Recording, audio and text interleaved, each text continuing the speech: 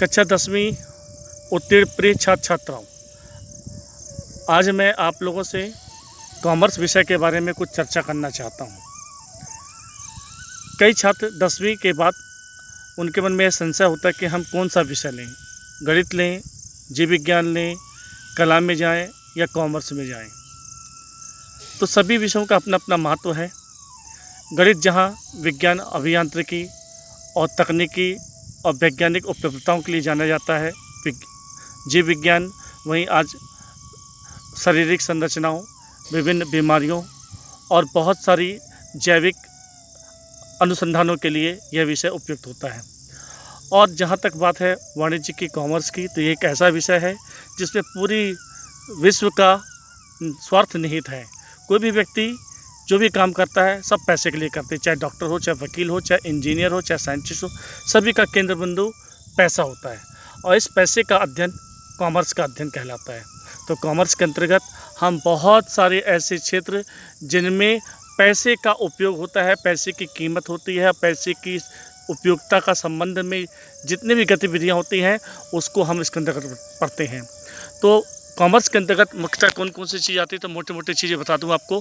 Commerce का सीधा संबंध व्यवसाय जगत से है, उद्योग से है, ट्रेड व्यापार से है। तो ये उद्योग कैसे स्थापित होते हैं, वे व्यापार कैसे संचालित होते हैं, ये उद्योग धंधों के लिए क्या आवश्यक परिदृश्य होते हैं, ये सब जानने के लिए। दूसरी बात कि पैसा पैसे को खींचता है, ये आपने सब सुना होगा।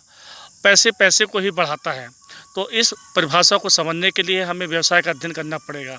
आज कॉमर्स में बहुत अधिक मात्रा में देखा जाए तो बैंकिंग सेक्टर में इसका बहुत अच्छा उपयोग हो रहा है, उद्योगों में इसका बहुत अच्छा उपयोग हो रहा है, कंसल्टेंसी में इसका उपयोग बहुत अच्छा हो रहा है। तो कॉमर्स में मुख्यतः आप 12वीं पढ़ने के बाद आप चार्टर्ड अकाउंटेंट बन सकते हैं, CA जिसको कहते हैं, और CWA cost and work accountant बन सकते हैं, CS कंपनी सेक्रेटरी बन सकते हैं, CFA चार्टर्ड फाइनेंशियल एनालिस्ट बन सकते हैं, और BCom MCom करने के बाद किसी भी उद्योग में आप अकाउंटेंट यानी लेखापाल के पद को संभाल सकते हैं। और व्यवसाय में और ऊंचे पदों पर मैनेजर जिसे कहते हैं, प्रबंधक कहते हैं, इस महत्वपूर्ण पदों को आप MBA करने के बाद और मार्केटिंग करने के बाद, आज जानते हैं आप हर जगह वस्तुओं को बनाना और बेचना, कस्टमर इतने भयंकर विज्ञापन आ रहे हैं, इतने आकर्षक विज्ञापन आ रहे हैं, कैसे कैसे विज्ञापन आ रहे हैं। आज हम पूरा जीवन व्यापार जगत की गतिविधियों से घिरा हुआ है, टीवी से लेकर के हर एक जगह तक। आप देखिए, आप लुभावने व्यापार के प्रलोभनों और प्रचार प्रसार विज्ञापनों से आप घिरे हुए हैं। तो ये सब विज्ञापन कैसे बनते हैं, उत्पादन कैसे होता है, वस्तुएं कैसी बेची जाती हैं, GST क्या होता है, टैक्स क्या होता है देश की अर्थव्यवस्था के संबंध में। तो इस तरह से आप जितने भी व्यवसायिक गतिविधि के बारे में जानना चाहते हैं, समझना चाहते हैं, तो आपको कॉमर्स विषय लेकर के अध्ययन करना पड़ेगा। तो हमारे यहाँ 11वीं में कॉमर्स में मुख्यतः आपको एक अकाउंट का एक विषय होगा, व्यवसाय अध्ययन का एक विषय होगा, और एक अर्थशास्त्र वही होगा जो आर्ट में भी होता है।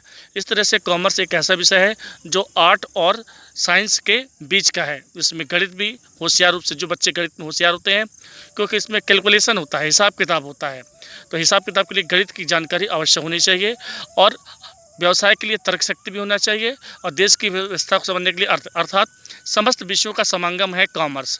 तो मैं आप सभी से अनुरोध करता हूं कि आप सभी कॉमर्स विषय को उसके बारे में जानें, समझें, और किसी भी समस्या के लिए आप चाहें तो मुझसे व्यक्तिगत रूप से बात भी कर सकते हैं। नमस्कार दोस्तों।